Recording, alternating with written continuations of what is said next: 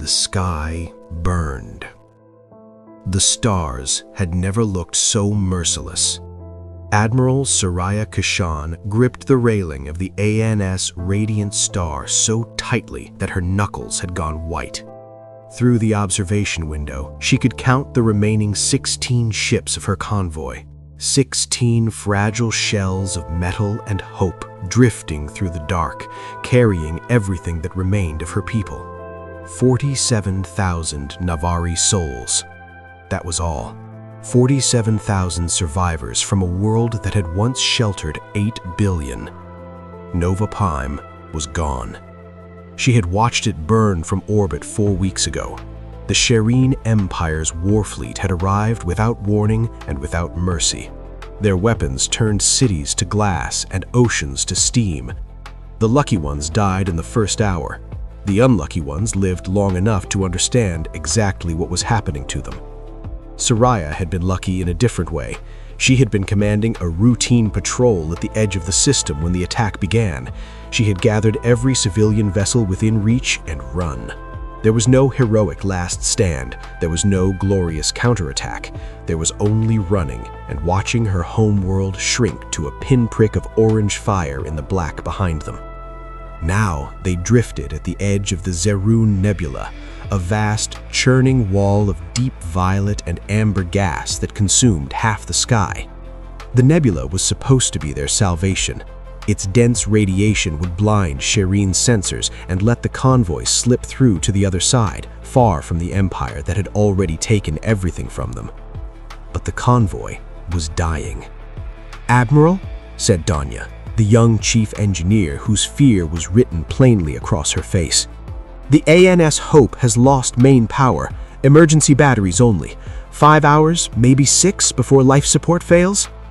Soraya closed her eyes for a single breath.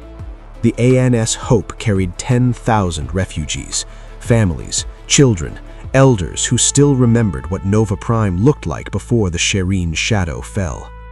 "What about the other ships?" asked Soraya. "The ANS flight has a hull breach, losing atmosphere. They sealed the damaged section, but 300 people are gone." Danya's voice cracked. "The ANS Longing has engine failure. She can't hold speed. If we don't slow down, we leave her behind." "And if we slow down?" Danya didn't finish. She didn't need to. Soraya turned to face her bridge crew. 14 people, all that remained of an original complement of 60. The others had died at Nova Prime or during the desperate escape that followed.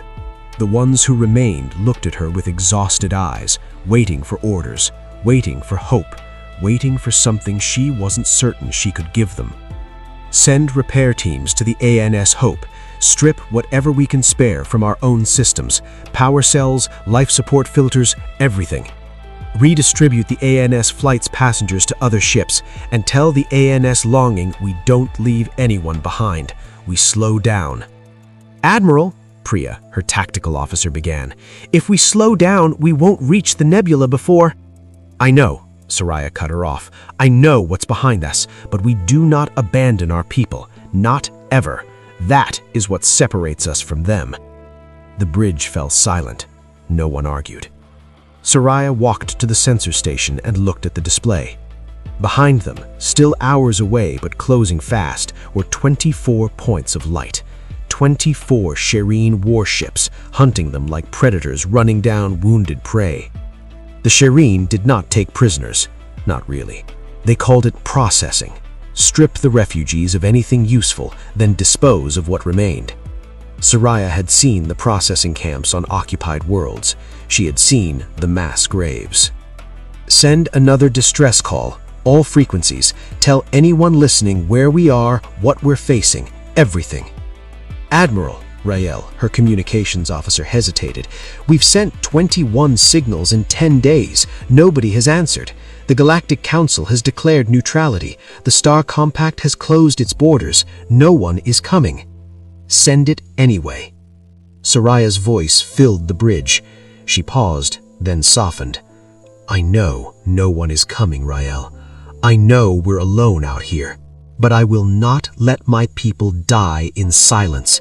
If this is the end, then let the galaxy hear us. Let them know we called for help and no one answered. History will remember their cowardice." Rael nodded slowly and turned back to his console. The signal went out into the void. The last stand. The next few hours passed like a slow nightmare. Aboard the ANS Hope, Sarai held the hand of an elderly woman whose husband had died during the escape from Nova Prime. She didn't cry. She had no tears left.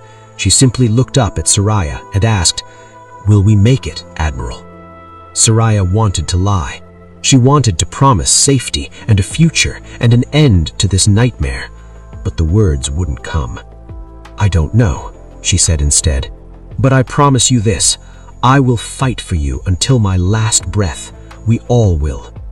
The old woman smiled sadly. "That's enough, child. That's enough." When the Shireen fleet finally appeared on visual sensors, Saraya was standing at the center of the Radiant Stars Bridge, hands steady, heart cold. She called her senior officers for a final briefing. They gathered around the tactical display, faces grim. "Here is our situation. 24 Shireen warships, 4 heavy cruisers, 12 destroyers, 8 interceptor carriers. Enough firepower to destroy our convoy 100 times. What do we have? 4 patrol ships with light weapons, 3 armed cargo haulers, and 9 unarmed civilian transports. We cannot win a battle. We all know this." No one spoke. "But we can buy time." The warships and armed haulers formed the rear guard. We engage the Shireen fleet and slow them down as long as possible. The civilian ships run for the nebula at maximum speed. "That's a suicide mission," Priya said quietly. "Yes." One by one, every combat-capable captain volunteered for the rear guard. Saraya felt something tighten in her chest. Pride, maybe, or grief. She wasn't sure she could tell the difference anymore. "Thank you, all of you. But the Radiant Star will lead the rear guard. I won't ask anyone to do what I'm not willing to do myself." When the Shireen fleet moved into range, a transmission came through. Saraya accepted it. On the view screen appeared a Shireen war commander, tall and pale, with 6 eyes arranged in a circle around its face, revealing rows of needle-sharp teeth in something that might have been a smile. "Admiral Kashan," it said. "I am Warlord Gorax of the Shireen 3rd Expansion Fleet. I see you've chosen to make a stand. How noble, how pointless." "What do you want, Gorax?" asked Saraya, keeping her voice flat. "Surrender. Stop your convoy. Power down your engines. Prepare for processing. Comply and it will be quick. Resist and we take the civilians anyway, but we make it considerably less pleasant." Saraya stared at the 6-eyed face on her screen. She thought about the old woman on the ANS Hope, about the children sleeping in crowded cargo holds, about her homeworld burning. "I have a counteroffer," she said. "Turn around, leave this sector, let my people go." Gorax laughed, an ugly, wet sound. "You have 4 armed ships against my 24. The galaxy has abandoned you, Admiral. The Galactic Council hides behind its treaties. The Star Compact has closed its borders. No one is coming." Saraya smiled. It was a bitter smile, filled with rage and sorrow. "Maybe not, but I'll teach you something today, Gorax. Something your Shireen Empire has forgotten in all its centuries of conquest. It doesn't matter how big your fleet is. It doesn't matter how powerful your weapons are. When you corner a wounded animal, when you take everything it has, when you leave nothing left to lose, that is when it becomes the most dangerous thing in the universe." She cut the transmission. "I have a counteroffer. Turn around, leave this sector, let my people go." Gorax laughed, an ugly, wet sound. "You have 4 armed ships against my 24. The galaxy has abandoned you, Admiral. The Galactic Council hides behind its treaties. The Star Compact has closed its borders. No one is coming." Soraya smiled. It was a bitter smile, filled with rage and sorrow. "Maybe not, but I'll teach you something today, Gorax. Something your Shireen Empire has forgotten in all its centuries of conquest. It doesn't matter how big your fleet is. It doesn't matter how powerful your weapons are. When you corner a wounded animal, when you take everything it has, when you leave nothing left to lose, that is when it becomes the most dangerous thing in the universe." She cut the transmission. "I have a counteroffer. Turn around, leave this sector, let my people go." Gorax laughed, an ugly, wet sound. "You have 4 armed ships against my 24. The galaxy has abandoned you, Admiral. The Galactic Council hides behind its treaties." From the dark. The Shireen fleet had detected the signal too. "A human ship?" Gorax's voice crackled over the open channel, thick with contempt. "Those primitive creatures. We assumed they'd all died out. Let them come, Admiral. We'll add their wreckage to yours." Soraya looked at the sensor display. Deep within the violet and amber clouds of the Zaroon Nebula, something was moving. Something large. "Answer the signal," she ordered. "Tell them yes. Tell them we need help. Tell them everything." Rail's fingers flew across his console. Message sent. For one long moment, nothing happened. The Shireen interceptors continued toward the convoy. The main fleet continued toward the Radiant Star. The nebula swirled in silence. And then, the silence broke. Every sensor on every ship in both fleets screamed at once. Mass readings spiked to impossible levels. Energy signatures blazed like newborn stars. The nebula clouds parted, slowly at first, then all at once, like curtains being swept back from a vast window. And through that opening, rising from the void like something out of the oldest stories, came a ship. It was enormous. It was brutal. Every surface was scarred with the marks of battles that had been fought before Soraya was born. Burn trails from plasma fire, craters from kinetic impacts, patches of hull plating that didn't quite match the rest. This was a vessel that had seen real war, the kind of war that leaves permanent marks on both metal and crew. It moved with a smoothness that suggested engines far more advanced than its battered exterior implied, and along its hull, in letters large enough to read from a kilometer away, were 3 words: TAS, Unbroken Oath. The humans had come. On the bridge of the Radiant Star, nobody spoke. Priya's mouth was open. Rail had gone completely still. Even the quiet background hum of the ship's systems seemed to hold its breath. "That's a human warship," Priya finally managed, barely above a whisper. "I thought everyone said they were extinct." "Everyone was wrong," Soraya replied. She didn't take her eyes off the approaching vessel. The Shireen fleet had stopped. All 24 warships hung motionless in space, weapons still trained on the Navari convoy, but attention clearly locked on the new arrival. The Dominion had spent centuries conquering the galaxy by knowing everything about their enemies, databases of weaknesses, documented tactics, cataloged vulnerabilities. They had nothing on humans. "Human vessel," Gorax's voice came over the open channel. The contempt was still there, but something had crept underneath it now, something uncertain. "These Navari are Shireen property. Withdraw immediately or share their fate." A long silence. Then a new voice. It was a man's voice, speaking in Galactic Common with an accent Soraya didn't recognize, unhurried, steady, and completely without fear. "Shireen Fleet, this is Captain Zaid Omandi of the Terran Alliance vessel Unbroken Oath. I'm here in response to the Navari distress call. You have no authority here, Gorax. Stand down." "You have no authority here, human," Gorax snarled. "The Navari are not your concern. Leave now or—" "I wasn't asking for permission." The channel went silent. The Unbroken Oath continued its slow, deliberate advance, placing itself directly between the Shireen fleet and the Navari convoy. Then a direct hail came in. Soraya accepted it, and for the first time in her life, She was looking at a human face. Captain Zaid Omandi appeared to be in his mid-40s by human standards. Dark skin, close-cropped black hair, eyes that were sharp and watchful, and completely calm. His uniform was simple and functional, dark gray, minimal insignia, designed for use rather than ceremony.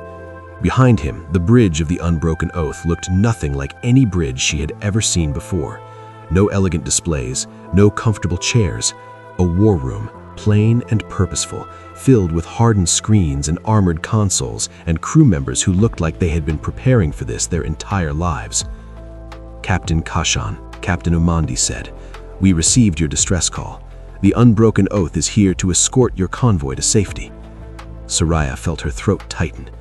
After 10 days of silence, after 21 unanswered signals, after watching her world burn and her rear guard die one ship at a time, someone had actually come.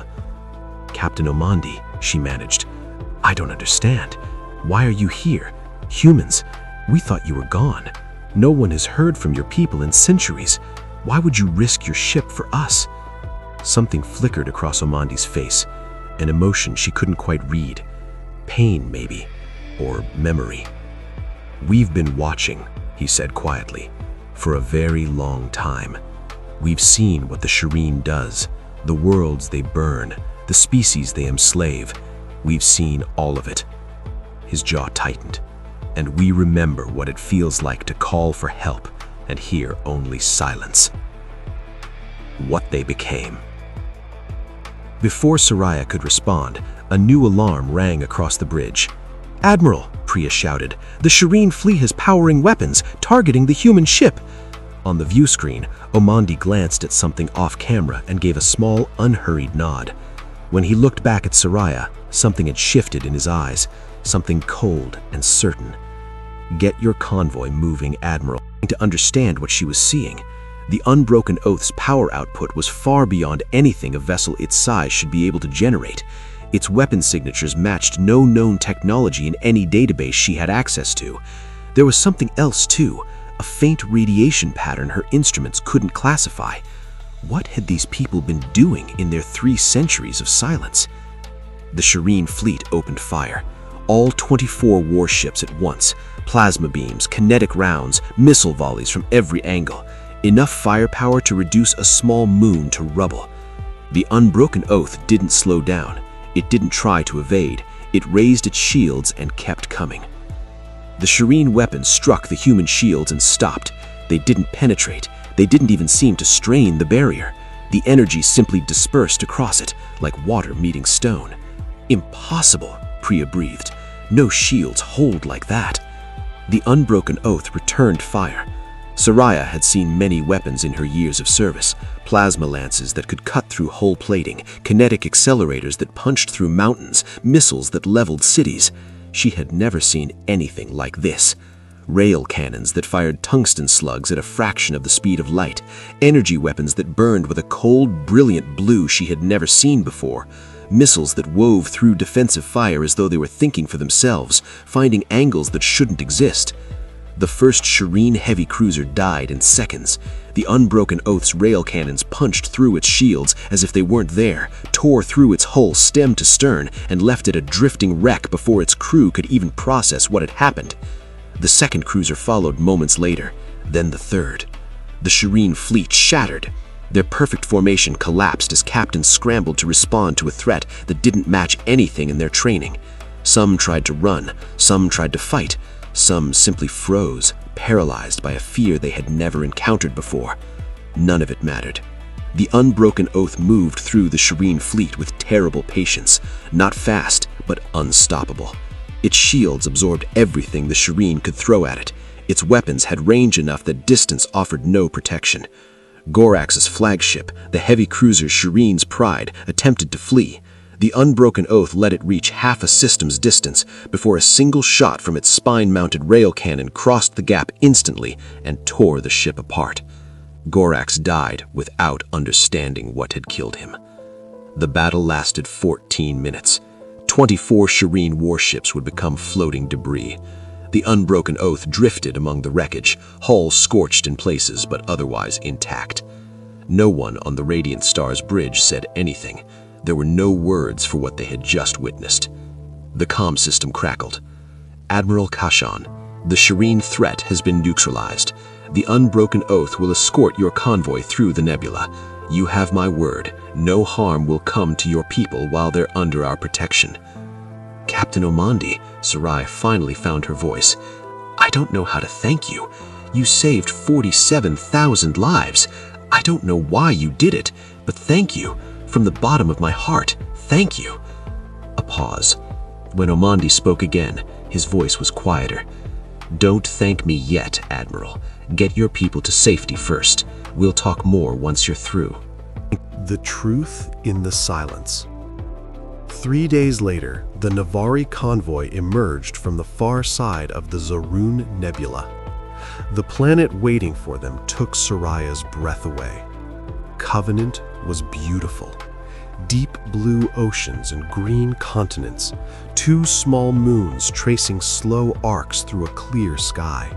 It looked like something from a dream, a paradise hidden at the edge of explored space. We found it about 200 years ago, Omandi explained as the convoy approached. He was standing beside her on the Radiant Star's bridge, watching the planet grow on the view screen. Uninhabited world, perfect conditions, no Shireen presence, no one paying attention. We've been building infrastructure here for decades, preparing for the day we'd need to offer shelter to people in exactly your situation.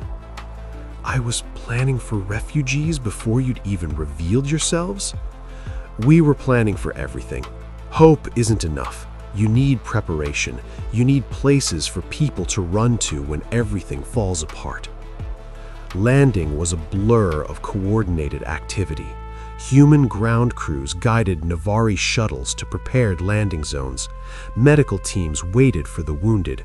Translators and social workers helped the exhausted refugees find shelter and food, and for the first time in weeks, something resembling peace. Soraya walked among her people as they took their first steps on solid ground in over a month. She watched children laugh as they felt gravity again. She saw elderly Navari weeping with a relief too deep for words. She watched families hold each other and simply breathe. And everywhere she saw humans, offering food, carrying luggage, kneeling to speak gently to frightened children. These were not the warriors she had seen destroy 24 warships in 14 minutes. These were helpers, caretakers, friends.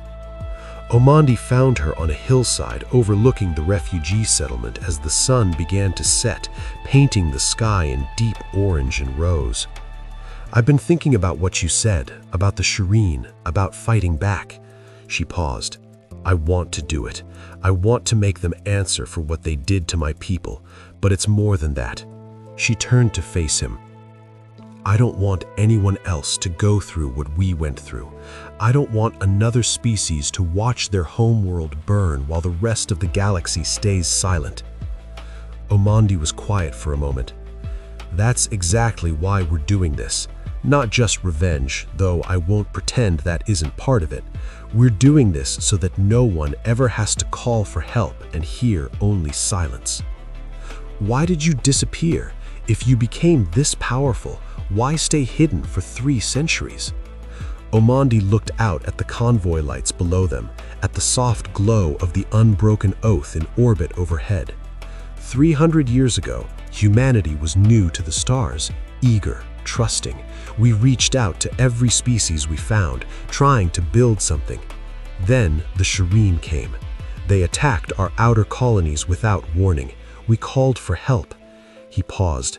No one answered. The Shireen burned our colonies one by one.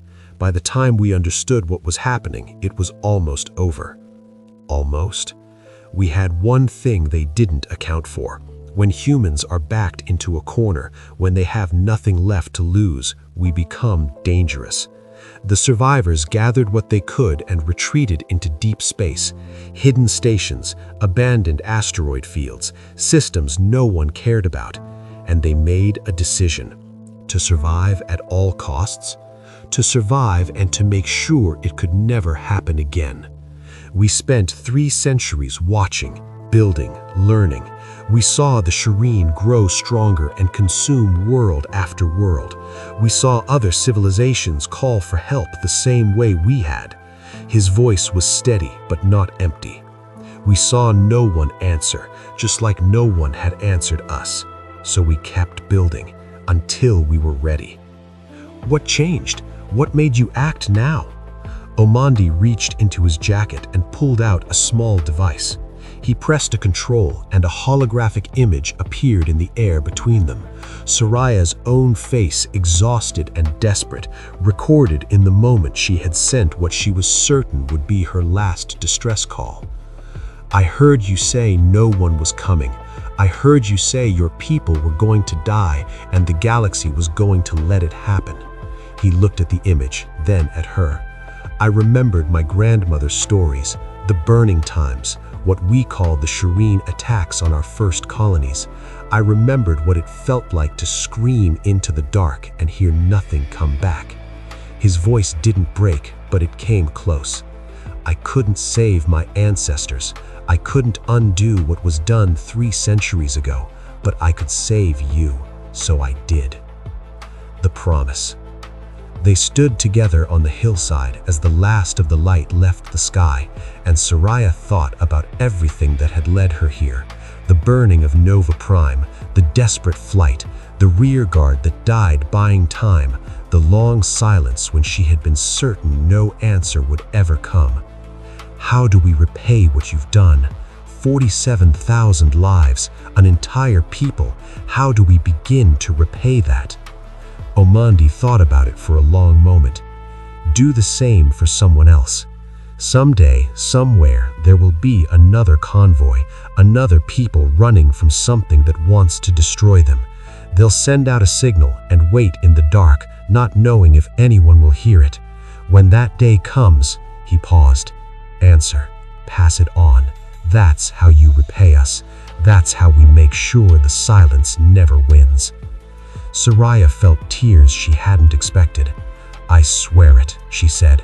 On my life and the lives of every Navari who survived, we will answer.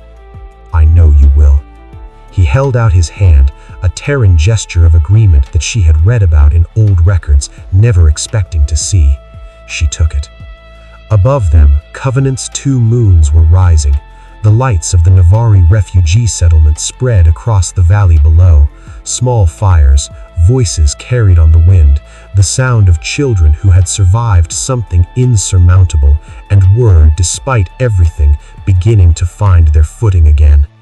In orbit, the unbroken oath kept its quiet watch, scarred, enormous, and patient, the ship that had risen from the dark when every other light had gone out. Over the following weeks, the story spread.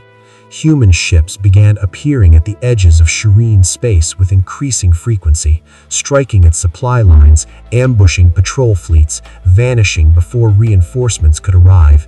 Each engagement sent the same message: the Shireen Empire was not invincible. On occupied worlds, people began to whisper. Resistance groups sent signals to Covenant asking if the stories were true, asking if there was really a force that could challenge the empire that had crushed them. There was. The galaxy thought humanity was extinct. The galaxy was wrong. And in the silence where humans had been hiding, they built something the Shireen Empire, for all its centuries of conquest, never learned to face.